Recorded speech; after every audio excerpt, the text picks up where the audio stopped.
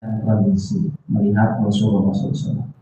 Dikala sehat, bugar, tidak ada kendala, maka mendahulukan kedua lutut, baru kedua tangan. Dikala udah fisik mulai melemah, mendahulukan kedua tangan, baru kedua lutut. Soheh dia.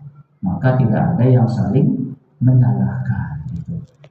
Saya lebih afdol sholatnya, Bapak doi. Saya lebih soheh, Bapak lemah. Boleh seperti itu.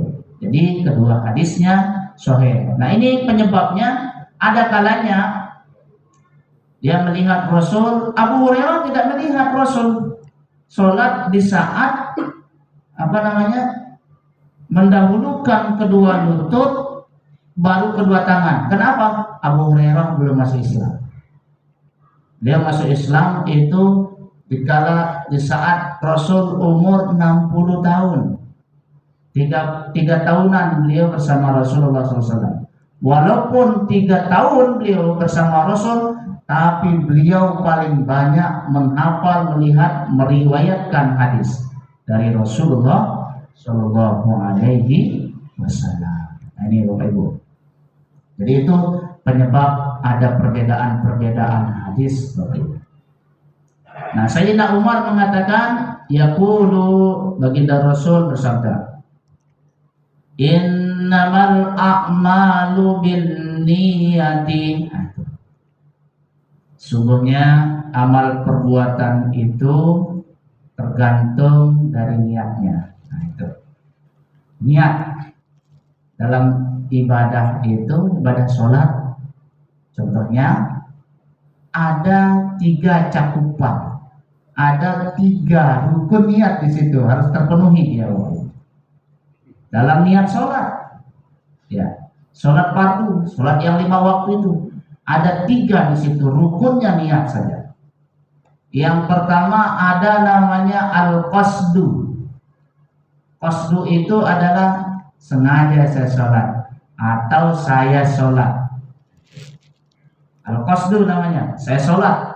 Kemudian yang kedua at-ta'arud, menyebutkan fardunya. Saya sholat kasatnya, ta'arudnya saya sholat fardu yang kedua. Kemudian yang ketiga at-ta'yin, yaitu menyebutkan ta'yinnya, sholat apa yang dikerjakan, subuh, zuhur, asar, maghrib, isya, kembali lagi ke subuh. Itu ta'yin namanya. Kalaupun tidak menyebutkan bilangannya, rakaatnya, lillahi ta'ala mustaqbilal kiblati, apalagi ya cukup kan? Lillahi ta'ala mustaqbilal kiblati, ya. Nah kalau berjamaah ada tambahannya, wajib karena iqbal. Kalau berjamaah wajib menyebutkan, jadi makmum. Jadi makmum wajib berniat. Kita sebagai makmum wajib berniat jadi makmum. Kalau imam, Pak Ustadz bagaimana? Sunnah dia berniat jadi imam. Kalau nggak berniat jadi imam, sah sholat, terhitung sholat munfarid namanya. Sholat apa? Sholat sendirian. Tapi makmum wajib itba, wajib berniat mengikut imam. Itu dia. Jadi rukun niat dalam sholat ada 3 ya. Ada qasad, ada ta'arud, ada ta'yin. Yang dibahasakan sengaja saya sholat fardu zuhur, sengaja saya sholat fardu subuh, selesai sudah rukun niatnya. Jadi kalau ketinggalan mustaqbilal kiblatinya, lillahi ta'alanya gimana Ustaz? Hukumnya sunnah. Enggak dibaca sah sholat, dibaca dapat pahala. Lalu di mana letak niat itu? Nah ini sepakat jumhur para ulama 4 mazhab adalah niat itu adalah bil qalbi, dalam hati. Dalam ibadah sholat itu maka ada namanya rukun qalbi. Qalbi hati yang bekerja, yang bergerak. yang menjalankan tugasnya di situ hati, yaitu satu niat. Ada namanya rukun qalbi. Kemudian yang kedua ada namanya rukun qauli, yang mesti, yang wajib dijalankan oleh lisan kita, wajib untuk diucapkan. Kalau dalam hati gimana dia Pak? Tidak sah sholatnya. Mana contohnya rukun qauli? Baca Al-Fatihah. Sudah baca Fatihah? Sudah. Di mana? Di hati. Tidak sah sholat. Allahu Akbar, takbir. Rukun qauli, wajib untuk dibaca, minimal untuk didengar kita. Ya. Bacaan takbir bagus. Tapi kalau kita mengganggu orang, tidak bagus jadinya. Maka bacaan takbir, sholat itu khusus untuk sekedar kita dengar. Qalbi, rukun qauli, Allahu Akbar, wajib untuk dilapaskan. Itu rukun qauli. Kemudian yang ketiga rukun fi'li namanya. Rukun fi'li itu adalah gerakan kita ini. Ada berdiri bagi yang mampu, nggak mampu berdiri, duduk. Tersedialah kursi di sini. Ada kursi di pusat kan? Itu yang umur udah 50-60 ke atas lah itu. Ya, kursi nggak mampu duduk, berbaring. Ada kiblat. Kaki di sini, kepala di atas sana ujung timur. Ada kiblat. Ya, enggak juga mampu, udah minta ustaz dimandikan. Ada sholat terakhir. Maka ada bahasa sholatlah di musola an-nur sebelum disolatkan di musola an-nur. Itulah dia. Jangan di bulan Ramadan aja kita penuhi musola kita Ustaz ya. Tapi yakin saya, musola an-nur ini sering kita dengar, pantau juga penuh sholatnya berjamaah, terutama sholat subuh. Makanya ada wacana membangun masjid. Kita jadi nggak jadi. Jadi sholatlah di musola an-nur sebelum disolatkan di musola an-nur. Ada satu di perumahan ini Ustaz. Perumahan. Sholat tidak pernah ke masjid. Dikala bergiliran impak, hitung-hitungan. Pokoknya itu masalah akhirat, hitung-hitungannya, banyak pertanyaannya. Di saat sudah meninggal dunia ditanya oleh keluarganya, Bu, ini kan bapaknya mau disolatkan di rumah atau di masjid? Katanya. Pihak masjid, ya di masjid lah Pak Haji, katanya. Di masjid. Dulu di saat ajak ke masjid mengatakan, kan sah sholat kita di rumah Pak Ustadz, Pak Haji. Iya sah, tapi ya, bukan laki-laki namanya kalau sholat di rumah. Ganti sarung itu dengan mukena. Ya. Ganti sarung itu dengan mukena. Kalau laki-laki sholatnya di masjid, di musola. Kalau perempuan ya di masjid musola juga. Jangan pula dihukumkan bapak ibu lebih afdol sholatnya di rumah. Siapa yang ngisi di belakang? Kata Nabi, khairus sufuf, sebaik-baik saf awwaluha, itu safnya laki. Kemudian wa khairus sufuful mar'ah, sebaik-baik safnya perempuan di belakang. Nah, kalau Nabi bilang seperti itu, safnya ibu-ibu di belakang, itu berarti dia afdol, boleh, sangat dianjurkan dia sholat di masjid ataupun di musola. Gitu. Ini jangan kita lihat asbabnya hadis itu. Loh, ada memang hadis, perempuan silakan sholat di rumah. Kenapa? Apa penyebabnya hadis itu? Asbabul wurudnya hadis itu adalah di saat itu kalau perempuan datang ke masjid jauh Pak. Sekarang ada kita dengar Pak, tidak pernah kita dengar ibu-ibu pergi ke masjid di tengah jalan dibegal. Enggak ada. Ya perumahan, setiap perumahan ada masjid, ada musola. Ya, ya di RW 06 aja 3 masjid. Ya Pak ya? RW 06. RW 06. RW berapa kita di sini? RW 06 3 masjid. 1 musola. Nah, udah berebutan lah berjamaah. Nah itu pahala kita. Tak ada dasar kita mengatakan perempuan di rumah sholatnya lebih afdol. Dia menggunakan hadis yang masa lalu ada bahwa tidak boleh. Ya. Ini jadi niat itu Bapak Ibu sangat penting Bapak Ibu. Sepakat para ulama bahwa niat itu di dalam hati kita. Ada pula yang mengatakan yang penting niat kita, Ustaz. Ingat Bapak Ibu, amal soleh itu Allah terima pertama niatnya bagus. Nah, niatnya apa? Lillahi ta'ala. Ada guru kami di Nusa Tenggara Barat, Maulana Syekh Tuan Guru Kiai Haji Muhammad Zainuddin Abdul Majid, pendiri dari organisasi Nahdlatul Ulama. Apa kata beliau? Ya wahai anak-anakku, kata beliau, jika kamu cinta aku, buang aku, kata beliau. Paham gak kita kira-kira Pak ya? Jika kamu sayang aku, ya buang aku. Lama kami baru paham bahasa balaghah, bahasa tasawuf. Jika kamu sayang aku, buang aku. Kami tanya lagi sama guru, apa makna Maulana Syekh seperti ini? Oh, kata beliau itu, jika kamu cinta kepada Maulana Syekh, buang, hilangkan, jangan sampai karena aku, karena enggak saya di musola An-Nur ini enggak jadi ini.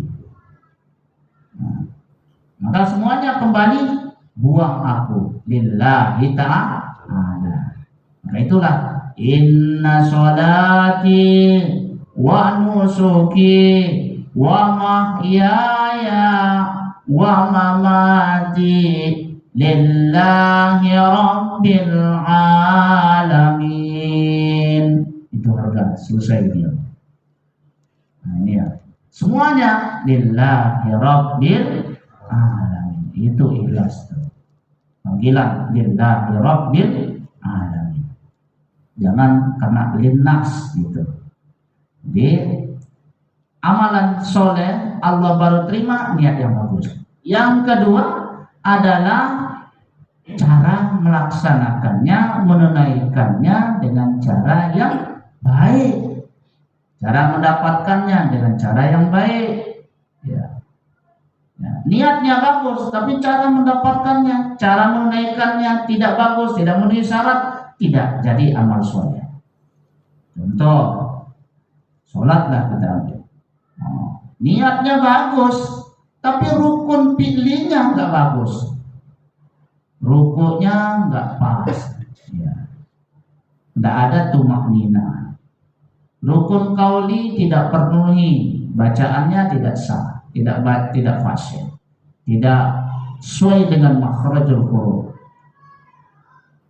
Bacaan Al-Fatihah yang semestinya dibaca Alhamdulillahi Rabbil Alamin, dibaca Alhamdulillahi Rabbil Alamin.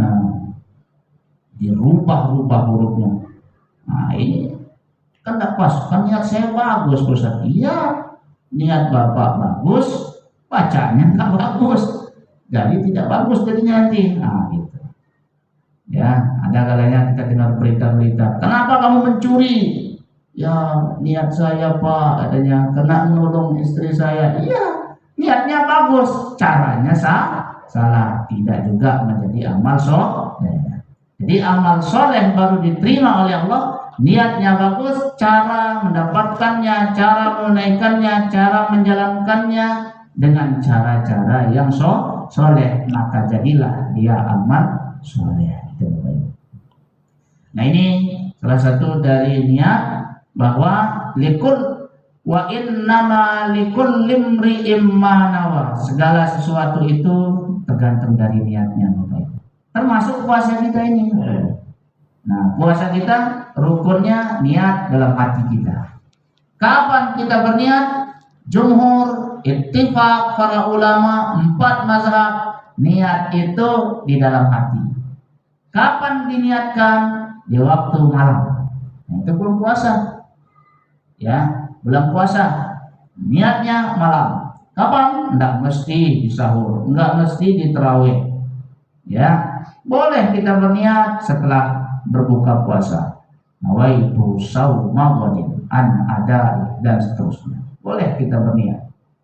Yang penting sudah malam. Ukuran malam itu adalah tenggelam matahari atau maghrib sampai sebelum terbitnya fajar. Sebelum fajar sidik, azan subuh dikumandangkan. Itu ukuran sudah malam, Bapak Ibu. Jadi boleh kita berniat. Nah, puasa. Adapun ada yang mengatakan untuk satu kali sebulan atau 1 kali setiap malam. Nah ini ada perbedaan ya Bapak Ibu. Menurut mazhab Imam Syafi'i bahwa niat itu dijalankan, ditunaikan setiap malam. Ini faman kanat hijratuhu ila Allah wa rasulih fa hijratuhu ila Allah wa rasulih. Nah, ini ada kaitannya Bapak Ibu. Apa penyebabnya hadis ini? Ada seorang pemuda, ya rajul, apa niatmu hijrah? Hijrah itu pindah Bapak Ibu. Pindah dari kota Makkah ke Madinatul Munawwarah. Hijrah. Atau kalau bahasa hadisnya. Jadi kalau kita artikan secara luasnya hijrah ya pindah dari hal-hal yang buruk ke hal yang baik. Itu hijrah namanya. Dari malas ke yang rajin, dari kurang istiqomah ke sangat istiqomah, hijrah itu namanya. Jadi penyebabnya ada seorang laki-laki, apa niatmu hijrah? Ya ada yang mengatakan saya hijrah karena mengikuti Rasulullah SAW. Maka hijrah lillahi wa rasul. Ada hijrahnya lidunya yusibuha, dunia, karena ingin berdagang. Karena Mekah sudah mulai berkurang, dia pindah ke Madinah karena ada dagangan. Kemudian awil muratin yang tua, ada hijrahnya ke Madinah itu niatnya apa? Ada perempuan yang mau dinikahinya di sana. Nah, itu niatnya. Tergantung dari tujuan maksudnya. Itulah niat. Jika niat kita baik, maka baiklah kita dapatkan. Jika niatnya buruk, tentu buruk yang kita dapatkan. Bapak Ibu yang saya hormati, sedemikian pengajian subuh kita. Mudah-mudahan ada manfaatnya. Mungkin ada pertanyaan satu, boleh? Nah, berarti udah jelas. Jadi kesimpulannya bahwa niat ini adalah sangat penting.